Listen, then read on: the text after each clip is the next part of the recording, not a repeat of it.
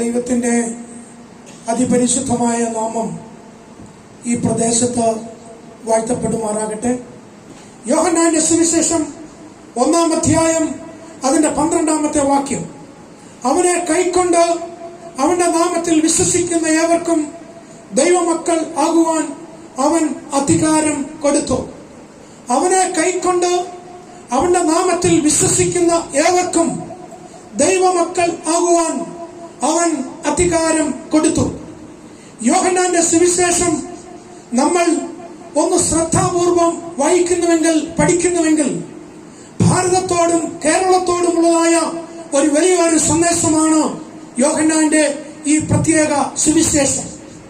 ലോകത്തിലെ ഏറ്റവും വലിയ അത്ഭുതം ഏതാണെന്ന് ചോദിച്ചാൽ, ലോകത്തിലെ ഏറ്റവും വലിയ മിസ്റ്ററി ഏതാണെന്ന് ചോദിച്ചാൽ, സർവശക്തനായ ദൈവം, സകലത്തെയും നിർമ്മിച്ചവനായ ദൈവം, സകലത്തെയും പടച്ചവനായ ദൈവം,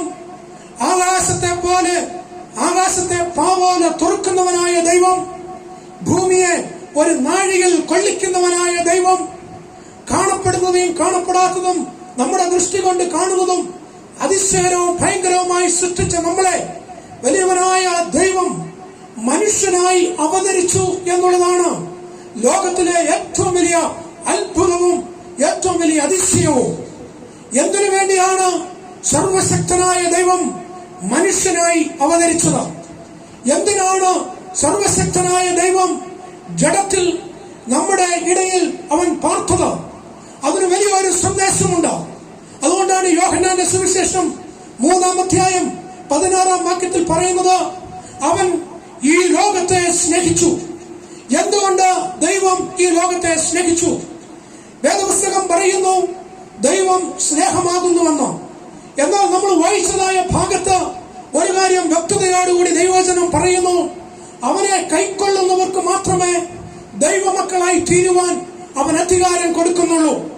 അപ്പോൾ രണ്ടു തരത്തിലുള്ള മക്കൾ ഈ ഭൂമിയിൽ ഉണ്ട് എന്ന് വളരെ വ്യക്തതയോടുകൂടി വേദപുസ്തകം ചൂണ്ടിക്കാണിക്കുന്നു. ഒന്ന് ദൈവമക്കൾ, രണ്ട് ക്രോധത്തിന്റെ മക്കൾ.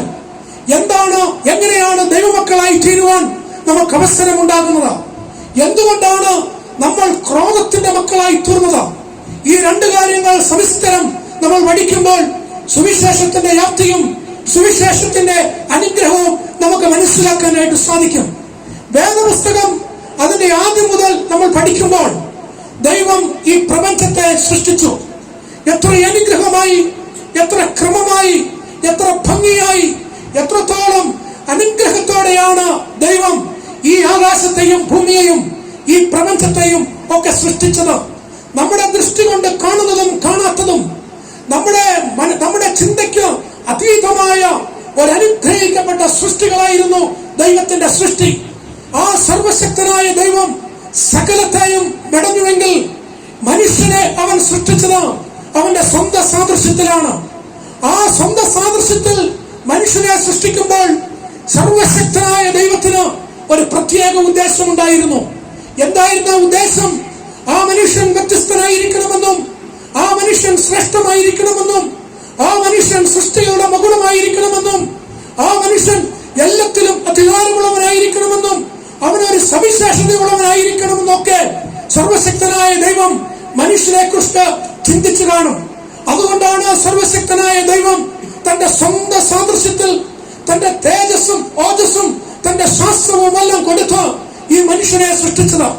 അതുമാത്രമാണോ, ആ മനുഷ്യനോടുകൂടി വസിക്കുവാൻ ആ ദൈവത്തിന് വലിയ പ്രിയമായിരുന്നു. ആ ദൈവത്തിന്റെ ഏറ്റവും വലിയ ഇഷ്ടം എന്ന് പറയുന്നത് മനുഷ്യനോടുകൂടെ വസിക്കുക, ആ മനുഷ്യനോടുകൂടി തന്റെ കൂട്ടായ്മ അനുഭവിക്കുക. അതുകൊണ്ടാണ് വിശുദ്ധ വേദപുസ്തകം നമ്മൾ വായിക്കുമ്പോൾ വെയിലാറുമ്പോൾ മനുഷ്യനെ കാണുന്നതിന് വേണ്ടി, മനുഷ്യനോട് കൂട്ടായ്മ ആചരിക്കുന്നതിന് വേണ്ടി ആദിമ മാതാപിതാക്കളായ ആദാമിനോടും ഹവ്വായോടും തന്റെ സ്നേഹം പങ്കിടുവാൻ, തന്റെ കൂട്ടായ്മ പങ്കിടുവാൻ, തന്റെ സൗഹൃദം പങ്കിടുവാൻ, താൻ അവരുമായിട്ടുള്ള ഒരു സവിശേഷമായ കൂട്ടായ്മ, തന്റെ ഒരു അനുഭവം പങ്കിടുവാൻ ദൈവം ആഗ്രഹിച്ചതാണ്. എന്നാൽ ആ ആഗ്രഹങ്ങളെല്ലാം തകർത്തുകൊണ്ട് മനുഷ്യൻ പാപത്തിന്റെ അന്ധകാരത്തിലേക്ക് വീണുപോയി, പാപത്തിന്റെ പടുകുഴിയിലേക്ക് വീണുപോയി മനുഷ്യൻ. അതാണ് മനുഷ്യനെ ദൈവമക്കളെന്നും ക്രോധത്തിന്റെ മക്കളെന്നും വേർതിരിക്കുന്നത്. എന്നാൽ പാപം ചെയ്ത മനുഷ്യനുമായി വൈരാഗ്യവുമായി സർവശക്തനായ ദൈവത്തിന്, വിശുദ്ധികളിൽ മാത്രം പ്രസാദിക്കുന്ന ദൈവത്തിന്, വിശുദ്ധിയോട് മാത്രം സന്ധി ചെയ്യുന്ന ദൈവത്തിന് ഈ പാപം ചെയ്യുന്ന മനുഷ്യനോട് ഒന്ന് കൂടുവാനോ കൂട്ടായ്മ ആചരിക്കുവാനോ ദൈവത്തിന്റെ വിശുദ്ധി അനുവദിക്കുന്നില്ല. പാപം മനുഷ്യനെ ദൈവത്തിൽ നിന്ന് വേർപെടുത്തി കളഞ്ഞു. അവന്റെ സർവ്വവിധമായ തേജസ്സും മനുഷ്യൻ പാപം മൂലം ഉരിഞ്ഞു കളഞ്ഞു. ദൈവത്തോടുള്ള ശത്രുത്വം പാപം മൂലം ഉടലെടുത്തു. ദൈവവുമായി യാതൊരു ബന്ധവും മനുഷ്യന്റെ ജീവിതത്തിൽ ഇല്ലാതായി തീർന്നു. അതുമാത്രമാണോ, അവനുണ്ടായിരുന്ന ദൈവത്തോടുള്ള സമാധാനം, ദൈവത്തിന് മനുഷ്യനോടുണ്ടായിരുന്ന സമാധാനം എല്ലാം പാപം മൂലം നഷ്ടപ്പെടുത്തി കളഞ്ഞു. അതേ സമാധാനക്കേടാണ് ഇന്നും ഞാനും നിങ്ങളും അനുഭവിച്ചുകൊണ്ടിരിക്കുന്നത്. ദൈവത്തോട് സമാധാനമില്ലെങ്കിൽ എനിക്ക് എന്നോട് തന്നെ സമാധാനം ഉണ്ടാകുവാൻ അസാധ്യമാണ്. ദൈവത്തോട് സമാധാനം പുനഃസ്ഥാപിക്കുവാൻ നമുക്ക് സാധിക്കുന്നില്ലെങ്കിൽ നിനക്ക് നിന്നോടും നിന്റെ കുടുംബത്തോടും ദേശത്തോടും ഈ പ്രകൃതിയോടും സമാധാനം ഉണ്ടാകുവാൻ സാധ്യമല്ല. കാരണം ദൈവമാണ് സമാധാനത്തിന്റെ ഉറവ, ദൈവമാണ് സമാധാനത്തിന്റെ ഉറവിടം. പാപം ചെയ്തത് മൂലം അവനെ നഷ്ടപ്പെടുത്തുന്നത് ദൈവത്തോടുള്ളവന്റെ സമാധാനമാണ്. അതുമാത്രമാണോ അവനെ നഷ്ടപ്പെടുത്തിയത്? റോമാലേഖനം വ്യക്തമായി അതിന് 5-ാം അധ്യായത്തിൽ പറയുന്നു, ദൈവത്തോടുള്ള പ്രവേശനം നഷ്ടപ്പെടുത്തി. ഏതു സമയവും കൃപാസനത്തിനെങ്കിലേക്ക് അടുത്തു വരുവാൻ മനുഷ്യന് അധികാരമുണ്ടായിരുന്നു, മനുഷ്യന് അവസരമുണ്ടായിരുന്നു. എന്നാൽ പാപം മൂലം അവനെ ആ ദൈവത്തിന്റെ സന്നിധിയിൽ നിന്ന് പുറത്താക്കപ്പെട്ടു. അവൻ ദൈവത്തിന്റെ സന്നിധിയിലേക്ക് അടുത്തു വരുവാൻ അവന് സാധ്യമല്ലതായി തീർന്നു. ദൈവം അവനെ ഏതേദൻ തോട്ടത്തിൽ നിന്ന് പുറത്താക്കി. ആ പുറത്താക്കുന്നതിന് മുമ്പേ പുറത്താക്കുന്നതിലേക്കുള്ള വഴി അവൻ തിരഞ്ഞു. അവർ ദൈവത്തിൽ നിന്ന് അകന്നുപോയി. മനുഷ്യ, നീ എവിടെ എന്നുള്ള ചോദ്യവുമായി ദൈവം എടുക്കുമ്പോൾ നഗ്നരാണെന്നുള്ള ചിന്തയോടുകൂടി അവൻ എന്നേക്കുമായി ദൈവത്തിൽ നിന്ന് അകന്നു പോകുന്ന വലിയ ദുഃഖകരമായ ഒരു യാഥാർത്ഥ്യം നമുക്കിവിടെ മനസ്സിലാക്കാനായിട്ട് സാധിക്കും. അതുമാത്രമാണോ, ദൈവത്തിന്റെ സന്നിധിയിലേക്കുള്ള പ്രവേശനം നഷ്ടപ്പെട്ടപ്പോൾ ദൈവത്തോടുള്ള ശത്രുത്വം ഉടലെടുക്കപ്പെടുകയുണ്ടായി. അവന്റെ ജീവിതത്തില് ശത്രുത്വമുണ്ടായി, അവന്റെ കുടുംബത്തിൽ ശത്രുത്വമുണ്ടായി, അവന്റെ കുഞ്ഞുങ്ങളുണ്ടായപ്പോ കുഞ്ഞുങ്ങൾ തമ്മിൽ ശത്രുത്വമുണ്ടായി, ഗോത്രങ്ങൾ തമ്മിൽ ശത്രുത്വമുണ്ടായി, ദേശങ്ങൾ തമ്മിൽ ശത്രുത്വമുണ്ടായി. അതുമാത്രമല്ല, അവനോട് തന്നെ ശത്രുത്വമുണ്ടായി എന്ന് നമ്മൾ വിശുദ്ധ വചനം വായിക്കുമ്പോൾ കാണാനായിട്ട് സാധിക്കും. എത്ര ശ്രേഷ്ഠമായ മനുഷ്യൻ, എത്ര സവിശേഷമുള്ള മനുഷ്യൻ, സൃഷ്ടികളുടെ മകുടമായ മനുഷ്യൻ, വിശുദ്ധിയിൽ ഉല്ലസിക്കുന്ന മനുഷ്യൻ പാപം ചെയ്തപ്പോൾ നഷ്ടപ്പെട്ടു. പാപത്തിന്റെ ശമ്പളമായ മരണത്തെ പേടിച്ച് മരണഭയത്തോട് പാപത്തിന്റെ ആ വലിയ ഭാരവുമായി, പാപത്തിന്റെ വലിയ കടവുമായി, പാപത്തിന്റെ വലിയ കറയുമായി തീരുന്ന ഒരു മനുഷ്യനെ സ്വർഗത്തിലെ ദൈവം കാണുന്നുണ്ട്. എന്നാൽ ദൈവത്തിന്റെ സ്വഭാവത്തിനോ ദൈവത്തിന്റെ വിശ്വസ്തതയ്ക്കോ ഒരു മാറ്റമില്ല. ഞാൻ മാറിയാലും ഈ ലോകം മാറിയാലും ദൈവത്തിന്റെ വചനത്തിനോ ദൈവത്തിനോ ഒരു മാറ്റമില്ല. അതുകൊണ്ടാണ് മലാക്കിയുടെ പുസ്തകത്തിൽ ദൈവം തമ്പുരാൻ മലാക്കി പ്രവചനത്തിൽ കൂടി പറയുന്നത്, യാക്കോബിന്റെ പുത്രന്മാരെ, നിങ്ങൾ മുടിഞ്ഞു പോകാതിരിക്കുന്നത് ഞാൻ മാറാത്തവനായതുകൊണ്ടാണ്. ആ മാറാത്ത ദൈവം മനുഷ്യനെ സ്നേഹിപ്പാൻ അവന്റെ ഹൃദയത്തിൽ വലിയ ആഗ്രഹം ഉണ്ടായിരുന്നു. ഈ മനുഷ്യൻ നശിച്ചു പോകുന്നത്, ഈ മനുഷ്യൻ ഓടിപ്പോകുന്നത്, അവൻ സമാധാനമില്ലാത്ത അലയുന്നത്, ദൈവത്തിന്റെ സന്നിധിയിൽ പ്രവേശനമില്ലാതെ അവൻ മറ്റുള്ള കാര്യങ്ങൾക്ക് വേണ്ടി, ഭക്തിക്ക് വേണ്ടി, മുക്തിക്ക് വേണ്ടി ഓടി നടക്കുന്നതൊക്കെ കാണുമ്പോൾ വിശ്വസ്തനായ ദൈവം, മഹാദയാലുവായ ദൈവം തന്റെ ഹൃദയത്തിൽ വേദനപ്പെട്ടു.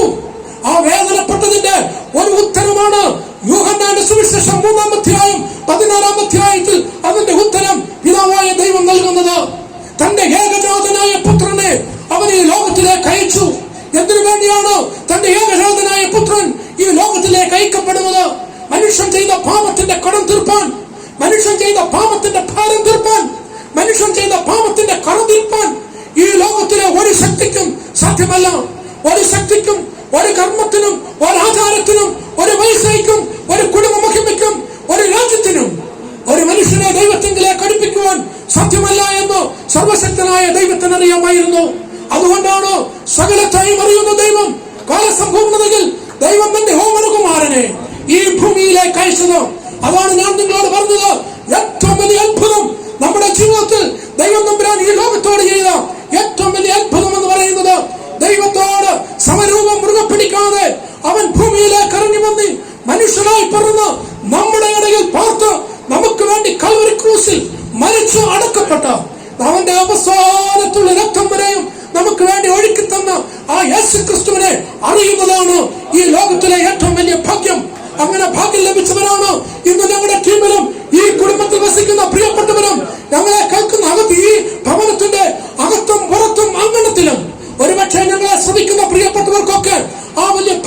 ലഭിച്ചു കാണാം. എന്നാൽ ആ ഭാഗ്യം ലഭിക്കാത്ത പ്രിയപ്പെട്ടവരോട് ഇന്ന് രാത്രികാലം ഞങ്ങളെ സ്നേഹബുദ്ധിയോ ഉപദേശിക്കുന്ന ഒരു കാര്യം, നിങ്ങളും ദൈവമക്കളായി തീരേണ്ടത് ദൈവത്തിന്റെ പദ്ധതിയാണ്. നിങ്ങൾ നശിച്ചു പോകുന്നത് ഈ സ്വർഗത്തിലെ ദൈവത്തിന് ഇഷ്ടമല്ല, സങ്കടകരമാണ് അദ്ദേഹത്തിന്. ആ ദൈവം അങ്ങനെ നിങ്ങൾ നശിച്ചു പോകാതിരിക്കുവാൻ ഈ പുത്രനെ നമുക്ക് തന്നുവെങ്കിൽ ആ പുത്രനെ സ്വീകരിക്കുക എന്നുള്ളതാണ് ഏറ്റവും വലിയ ഭാഗ്യം, ഏറ്റവും വലിയ ഒരവസരം. അതാണ് ഇവിടെ പറയുന്നത്. അവനെ കൈക്കൊണ്ടവന്റെ നാമത്തിൽ വിശ്വസിക്കുന്നവർക്ക് ദൈവമക്കളാകുവാൻ അവൻ അധികാരം കൊടുത്തു. അതായത് ദൈവം നമുക്ക് രക്ഷയ്ക്ക് വേണ്ടി ഒരുക്കി തന്ന ഏക പരിഹാര മാർഗമാണ് നസ്രായനായ യേശുക്രിസ്തു. ഏക മാർഗമാണ് യേശുക്രിസ്തു.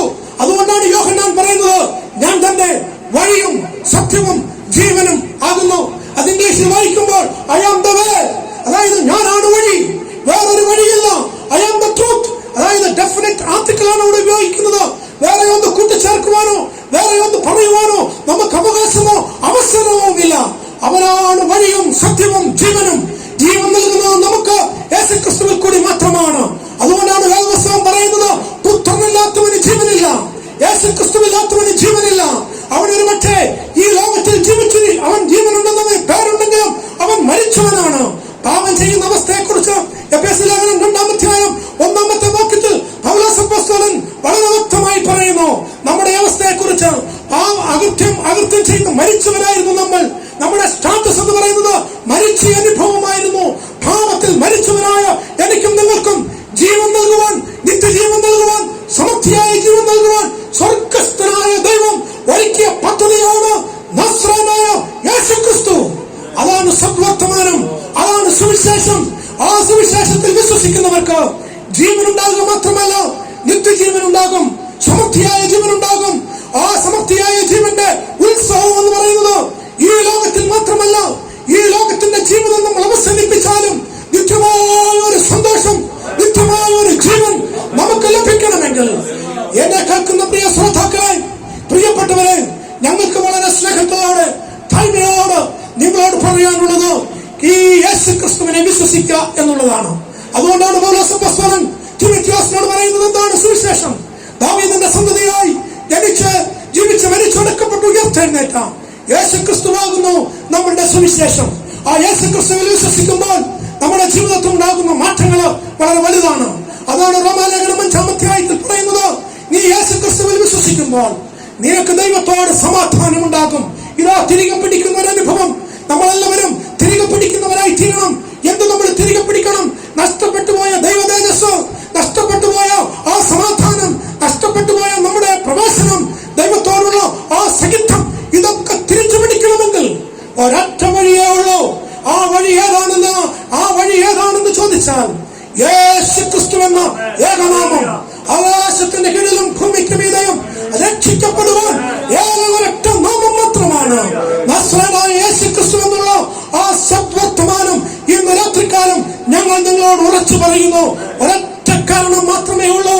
ദൈവം നിങ്ങളെ സ്നേഹിക്കുന്നു, ദൈവം നിങ്ങളെ സ്നേഹിക്കുന്നു, ദൈവം നിങ്ങളെ സ്നേഹിക്കുന്നു.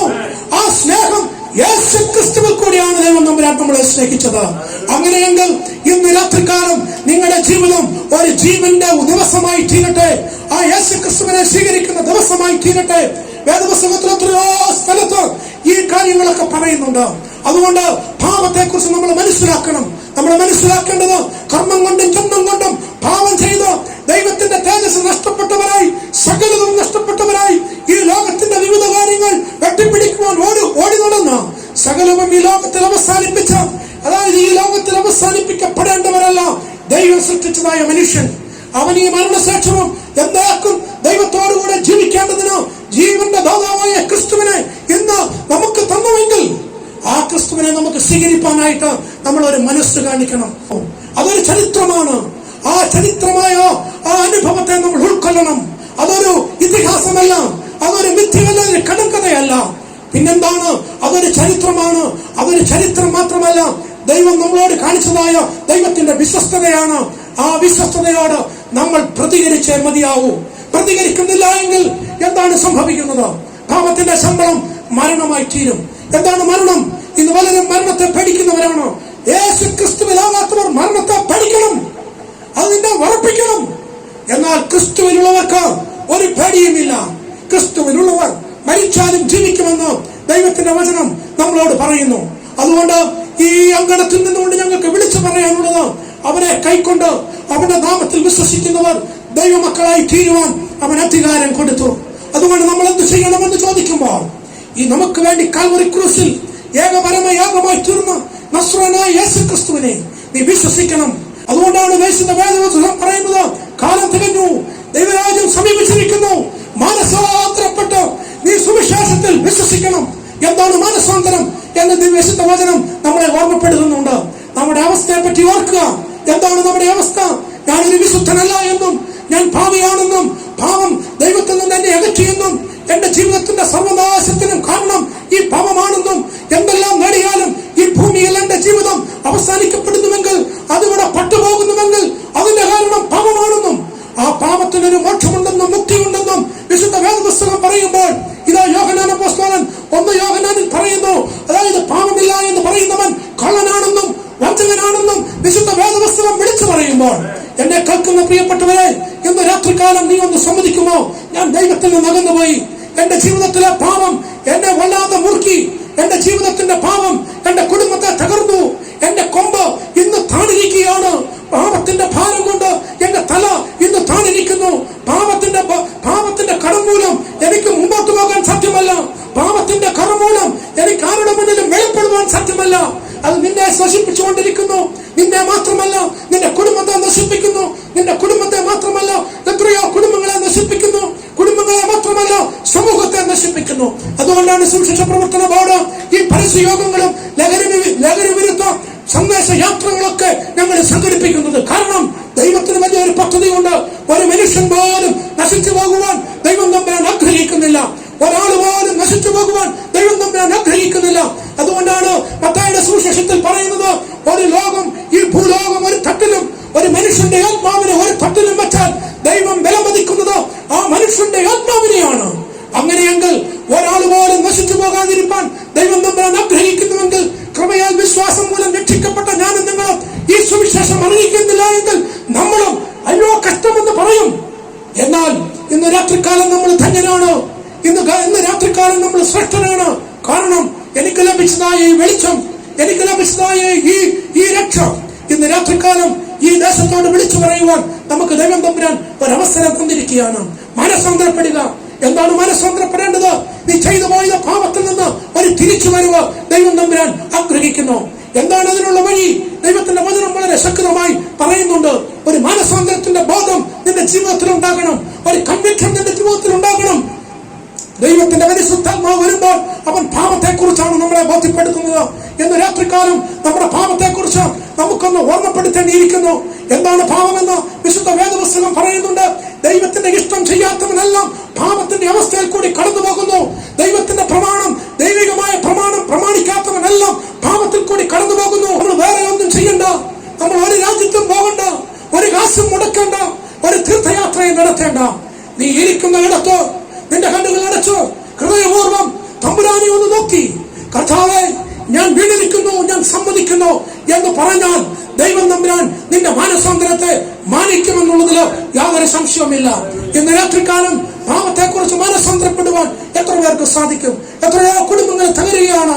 മദ്യപാനത്തിലും വെറിക്കൂത്തുകളിലും പുകവലിയിലും മറ്റുള്ള ദുശീലങ്ങളിലും ഒക്കെ തകർന്നുകൊണ്ടിരിക്കുന്ന പ്രിയപ്പെട്ടവർ, ഈ ദിവസങ്ങളിൽ ഞാൻ കോട്ടയം മെഡിക്കൽ കോളേജിൽ പോകാറുണ്ട്. എന്നാൽ ആ വാർഡിൽ കൂടി നടക്കുമ്പോൾ എത്രയോ മദ്യപാന്മാർ കടന്ന് കഷ്ടപ്പെടുന്നത് ഞാൻ കണ്ടിട്ടുണ്ട്. നല്ല ഒരു പങ്കാൾക്കാരും കുപ്പായത്തിലൊക്കെ കടന്നു പോകുമ്പോൾ ആ പ്രിയപ്പെട്ടവരൊക്കെ കടന്നു പറയാറുണ്ട്, അവരുടെ സഹധർമ്മിണിമാര് കടന്നു വന്ന് പറയാറുണ്ട്, അച്ഛാ ഒരു വാക്ക് പ്രാർത്ഥിച്ചിട്ട് പോണേ. ഈ മനുഷ്യന്റെ ജീവിതം വളരെ നാശകരമായ അനുഭവത്തിൽ കൂടിയാണ്. കിട്ടുന്നത് മുഴുവനും കുടിച്ച് നശിപ്പിച്ച് കുടുംബത്തിലും സമാധാനമില്ല. ഞങ്ങളെയും നശിപ്പിച്ചു, അദ്ദേഹത്തിന്റെ ആരോഗ്യവും നശിച്ചു, ഇന്നുള്ളതെല്ലാം പോയി. ഒരു നിമിഷം അച്ഛൻ ഞങ്ങൾക്ക് വേണ്ടി പ്രാർത്ഥിച്ചിട്ട് പോണേ, ഈ മനുഷ്യന് വേണ്ടി പ്രാർത്ഥിക്കണമേ എന്ന് പറയുമ്പോൾ, പ്രിയമുള്ളവരെ, പാപത്തെ കുറിച്ച് ബോധമില്ലാതെ ജീവിച്ചാൽ നീ നശിച്ചു പോകും. എന്നാൽ ദൈവം ഒരിക്കലും ആഗ്രഹിക്കുന്നില്ല നീ നശിച്ചു പോകണമെന്ന്. നീ രക്ഷപ്പെടണമെന്നും, നിന്റെ കുടുംബം രക്ഷപ്പെടണമെന്നും, നിന്റെ ജീവിതം രക്ഷപ്പെടണമെന്നും, ഈ രാജ്യം രക്ഷപ്പെടണമെന്നും, നിന്റെ ദേശം രക്ഷപ്പെടണമെന്നും ദൈവം തമ്പുരാൻ ആഗ്രഹിക്കുന്നു.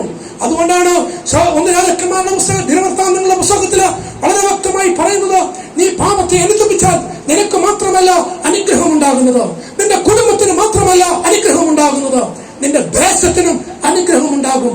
അതുകൊണ്ട് ഇന്ന് രാത്രികാലം അനുദപിക്കുന്നവര് മാനസാന്തരപ്പെടുന്ന ഒരനുഭവം നമ്മുടെ ജീവിതത്തിൽ ഉണ്ടാകണം. രണ്ടാമതായി വിശുദ്ധ വചനം പറയുന്നു, മാനസാന്തരപ്പെടുന്ന പ്രിയപ്പെട്ടവർ അനുദപിക്കണം. എന്താണ് അനുതാപം? അവര് ദൈവത്തിന്റെ സന്നിധിയിൽ അക്സെപ്റ്റ് ചെയ്യുകയാണ്, എന്റെ ജീവിതത്തിൽ എനിക്കൊരു രക്ഷകനെ ആവശ്യമുണ്ട്. അതായത് എനിക്കൊന്നും, എന്റെ അനുതാപത്തിന് എനിക്ക് ഒന്നും ചെയ്യുവാൻ സാധ്യമല്ല. എന്റെ പുണ്യപ്രവർത്തികളോ, എന്റെ ജീവിതത്തിന്റെ നല്ല പ്രവർത്തികളോ, എന്റെ നല്ല പ്രവർത്തനങ്ങളോ, നല്ല ജീവിതമോ, എന്റെ സ്റ്റാറ്റസോ, എന്റെ ജീവിതത്തിന്റെ മനോഹരമായ ആഡംബര ജീവിതം ഒന്നും നിന്നെ രക്ഷയിലേക്ക് നയിക്കുന്നില്ല.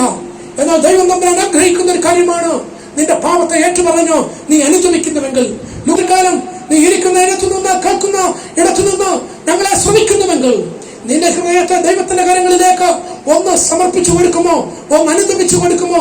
കർത്താവേ തെറ്റിപ്പോയിരിക്കുന്നു, ദൈവമേ തെറ്റിപ്പോയിരിക്കുന്നു എന്ന് നീ ഒന്ന് അനുദപിച്ചു കൊടുക്കുമ്പോൾ നിനക്ക് അടുത്തതായി വേണ്ടത് എന്താണെന്ന് അറിയാമോ? വിശ്വസിക്കുകയാണ്. നീ എന്തിനാണ് വിശ്വസിക്കേണ്ടത്? ആ വിശ്വാസം വളരെ പ്രസക്തമായ കാര്യമാണ്. ഇവിടെ പറയുന്നു, ക്രിസ്തുയേശുവിൽ വിശ്വസിക്കണം, ദൈവമയച്ച പുത്രനിൽ വിശ്വസിക്കണം. നിനക്ക് നിത്യജീവൻ ഉണ്ടാകുവാൻ, പാപത്തിന് പരിഹാരം ഉണ്ടാകുവാൻ, പാപത്തിൽ നിന്ന് മോചനം ഉണ്ടാകുവാൻ, നിനക്ക് സമാധാനം ഉണ്ടാകുവാൻ, ദൈവത്തിലേക്ക് പ്രവേശനം തിരികെ ലഭിക്കാൻ, ദൈവത്തോടൊരു സഖിത്വം ഉണ്ടാകണമെങ്കിൽ, നിന്റെ ഹൃദയത്തിൽ സ്നേഹം ഉണ്ടാകണമെങ്കിൽ, നിനക്ക് ശുദ്ധത ഉണ്ടാകണമെങ്കിൽ, നിനക്ക് പ്രത്യാശ ഉണ്ടാകണമെങ്കിൽ നീ വിശ്വസിക്കണം. ആരിൽ വിശ്വസിക്കണം? അയച്ചവനിൽ വിശ്വസിക്കണം. ആരാണ് അയക്കപ്പെട്ടവൻ? കർത്താവായ യേശു ക്രിസ്തു. പ്രിയമുള്ളവരെ, കർത്താവായ യേശു ക്രിസ്തുവിൽ വിശ്വസിക്കാത്തവന് രക്ഷയില്ല എന്ന് വിശുദ്ധ വചനം വളരെ വ്യക്തതയോടുകൂടി പറയുന്നു. അങ്ങനെയെങ്കിൽ രാത്രികാലം ഞങ്ങളും വിളിച്ചു പറയുന്നു, പള്ളിക്കോ വ്യത്യാസമില്ലാത്ത ദൈവത്തിന്റെ വചനം ഇതാ യേശു ക്രിസ്തുവിൽ കൂടി അല്ലാതെ രക്ഷയില്ല എന്ന് പറയുമ്പോൾ, ആ കാരാഗ്രഹ പ്രമാണി യേശു ക്രിസ്തുവിൽ വിശ്വസിച്ചപ്പോൾ അവന്റെ കുടുംബം രക്ഷ പ്രാപിച്ചതുപോലെ ഇന്ന് രാത്രികാലം നീ വിശ്വസിച്ചാൽ നിന്റെ കുടുംബം രക്ഷ പ്രാപിക്കും, നിന്റെ ദേശം രക്ഷ പ്രാപിക്കും. അതിനെ നീ വിശ്വസിച്ചേ മതിയാവൂ. ആരിൽ വിശ്വസിക്കണം? അയക്കപ്പെട്ടവനിൽ വിശ്വസിക്കണം. അങ്ങനെ വിശ്വസിക്കപ്പെടുന്നവർ എന്ത് ചെയ്യണമെന്നറിയാമോ? അത് സ്വീകരിക്കണം. You have to receive. നീ അത് സ്വീകരിക്കണം, നീ അത് ഏറ്റെടുക്കണം. നിന്റെ ഉള്ളിലേക്ക് യേശു കർത്താവിനെ ക്ഷണിക്കണം. വെളിപ്പാട് പുസ്തകത്തിൽ പറയുന്നുണ്ട്, അവൻ വാതിൽക്കൽ നിന്ന് മുട്ടുന്നു, ആരെങ്കിലും അവന്റെ ശബ്ദം കേട്ട് വാതിൽ തുറന്നാൽ അവൻ എന്നോടും കൂടെ അത്താഴം കഴിക്കുന്ന ഏറ്റവും മനോഹരമായ ഒരവസ്ഥ. ആ ലൂക്കോസിന്റെ സുവിശേഷം 19-ാം അധ്യായം സക്കായിയെ കുറിച്ച് പറയുമ്പോൾ, യേശു കർത്താവ് സക്കായിയുടെ ഭവനത്തിലേക്ക് ചെന്ന് സക്കായി യേശുവിനെ സ്വീകരിക്കുമ്പോൾ യേശു കർത്താവ് കൊടുക്കുന്ന വലിയൊരു വാഗ്ദത്തമുണ്ട്, ഇവനും സാക്ഷാൽ അബ്രഹാമിന്റെ സന്തതി. എന്നാൽ നീ ക്രിസ്തുവിനെ സ്വീകരിക്കുന്നില്ല എങ്കിൽ, ഈ സുവിശേഷത്തിൽ വിശ്വസിക്കുന്നില്ല എങ്കിൽ, നീ ക്രോധത്തിന്റെയും കോപത്തിന്റെയും ഈ ലോകത്തിൽ തന്നെ പെട്ടുപോകാമെന്ന് മാത്രമല്ല, നിത്യമായ നൈവിധിയിലേക്ക്, നിത്യമായ ശിക്ഷയിലേക്ക് നീ കടന്നു പോകുമ്പോൾ നമുക്ക് ദൂരെ നിന്ന് സഹതപിക്കുവാൻ മാത്രമേ കഴിയുള്ളൂ. എന്നാൽ ഇന്ന് രാത്രികാലം ഇതൊരു രക്ഷാ ദിവസമാണ്, ഇതൊരു സുപ്രവസ കാലമാണ്. ഈ ക്രിസ്തുവിനെ സ്വീകരിപ്പാൻ നീ അരക്കാശം നടക്കേണ്ട. നീ ഇരിക്കുന്ന ഇരപ്പിൽ നീ മാനസാന്തരപ്പെട്ട് അനുദപിച്ച് യേശു ക്രിസ്തുവിൽ വിശ്വസിച്ച് യേശു ക്രിസ്തുവിനെ സ്വീകരിച്ച് നീ ഒരു ദൈവവൈതലായി തീരുമ്പോൾ നിന്റെ ജീവിതത്തിൽ ഉണ്ടാകുന്ന സന്തോഷം എത്ര വലുതാണ്. ആ സന്തോഷത്തിന്റെ പേരാണ് നിത്യമായ സന്തോഷം. ആ സന്തോഷത്തിന്റെ പേരാണ് അബണ്ടൻസ് ഓഫ് ലൈഫ്, സമൃദ്ധിയായ ജീവിതം.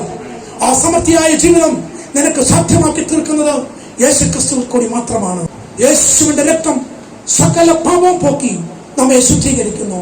യെശയ്യാ പ്രവചനത്തിൽ പറയുന്നു, നിന്റെ പാപം എത്ര കടിച്ചുമുപ്പായിരുന്നാലും അത് ഹിമം പോലെ വെളുപ്പിക്കുന്ന ഒരനുഭവം.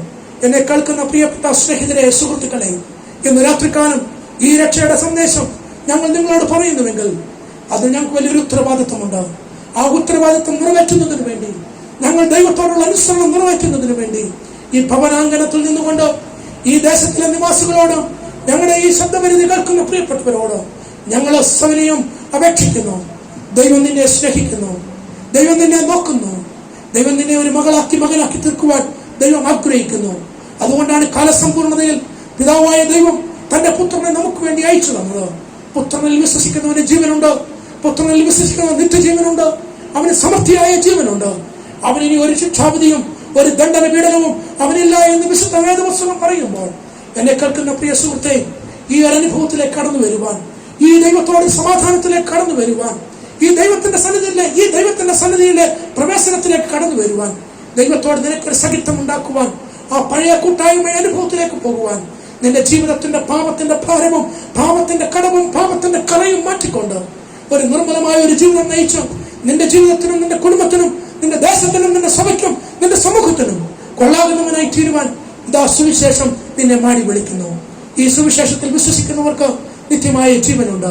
പ്രിയമുള്ള ദൈവമക്കളെ, പ്രിയപ്പെട്ടവരെ, ഈ സദ്വർത്തമാനം ഞങ്ങൾ ഇവിടെ പറയുമ്പോൾ ഇതാ ഞങ്ങളുടെ ഒരാഗ്രഹവും പ്രാർത്ഥനയും, ഇന്ന് രാത്രികാലം നിങ്ങൾ ഈ സന്ദേശത്തിന്റെ മുന്നിൽ നിങ്ങളുടെ തലകളെ വണക്കുന്നുവെങ്കിൽ ദൈവം നിന്നെ മാനിക്കും, ദൈവം നിന്നെ മക്കളാക്കി തീർക്കും, ദൈവം നിന്നെ അവകാശിയാക്കി തീർക്കും. അവനെ കൈക്കൊള്ളുന്നവർക്ക്, അവന്റെ നാമത്തിൽ വിശ്വസിക്കുന്നവർക്ക് ദൈവമക്കളാകുവാനുള്ള അധികാരം അവൻ കൊടുത്തു. ഞാൻ പുനരുത്ഥാനം ജീവനുമാകുന്നു, ഞാൻ ലോകത്തിന്റെ വെളിച്ചമാകുന്നു, ഞാൻ ജീവന്റെ അപ്പമാകുന്നു, ഞാൻ ജീവന്റെ വാതിലാകുന്നു, ഞാൻ തന്നെ വഴിയും സത്യവും ജീവനുമാകുന്നു, ഞാൻ നല്ല ഇടയനാകുന്നു എന്ന് പറഞ്ഞ ആ യേശു കർത്താവ് നിങ്ങളെ നോക്കി അവന്റെ വാതിൽ തുറന്നിട്ടിരിക്കുകയാണ്. ആരെങ്കിലും കടന്നു വന്നാൽ അവൻ നിങ്ങളെ സ്വീകരിക്കുന്നവനായ ഒരു ദൈവം, നിന്റെ വലംകരം പിടിക്കുന്നവനായ ദൈവം, നിന്നെ അവൻ ഇരിക്കുന്നിടത്ത് ഇരുത്തുന്ന ദൈവം, നിന്നെ ഉയർത്തുന്ന ദൈവം, നിന്റെ പാപത്തിന്റെ ഭാരവും കടവും കറയുമെല്ലാം മാറ്റി നിന്നെ ഉറപ്പിച്ച് രക്ഷയുടെ സന്തോഷം തിരികെ തന്നു നമ്മളെ സമൃദ്ധിയിലേക്ക് നയിക്കുന്ന ഈ സുവിശേഷത്തിൽ വിശ്വസിപ്പാൻ ഈ ദേശനിവാസികൾക്ക് അവസരമുണ്ടാകട്ടെ എന്ന് ആത്മാർത്ഥമായി പ്രാർത്ഥിച്ചുകൊണ്ട് ഈ ദൈവവചന ശുശ്രൂഷയിൽ നിന്നും ഈ സുവിശേഷ ഘോഷണത്തിൽ നിന്നും ഞാൻ നിൽക്കുന്നു. ദൈവം നമ്മളെ എല്ലാവരെയും സമൃദ്ധിയായി അനുഗ്രഹിക്കട്ടെ.